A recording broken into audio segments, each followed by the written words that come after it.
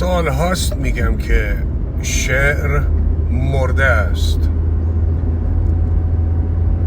حقیقتاً که شعر به اون معنا و مفهومی که به معنای عامش بهتره بگم پدیده مرده هست، مگر نه اینکه شعر رو در معنای عامش در نقش یک رسانه یا یک رسانا استفاده می‌کردن برای رساندن پیامی، برای گفتن حرفی. مگر این گوشی که من الان دوربینش رو روشن کردم و متصل هست به مخاطب من چی کم داره که من الان بخوام از رسانه‌ای استفاده بکنم که متعلق به زمانی هست که چنین امکانی وجود نداشته.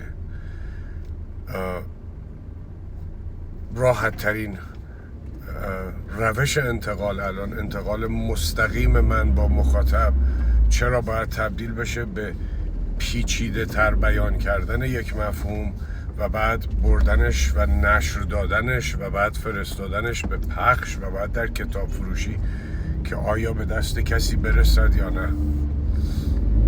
شعر به معنای عامش مرده هست، یک چیز تمام شده هست، ولی که در معنای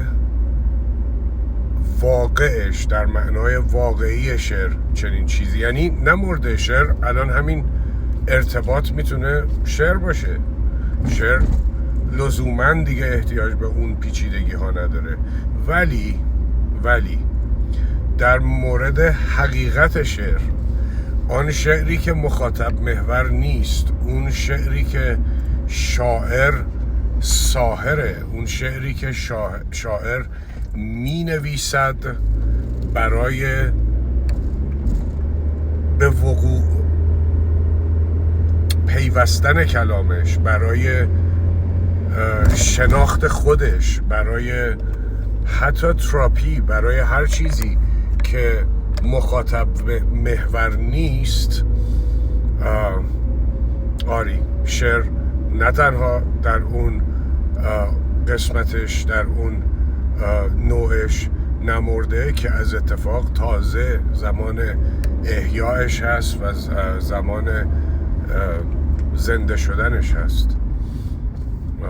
شعر حقیقی. مراقبت.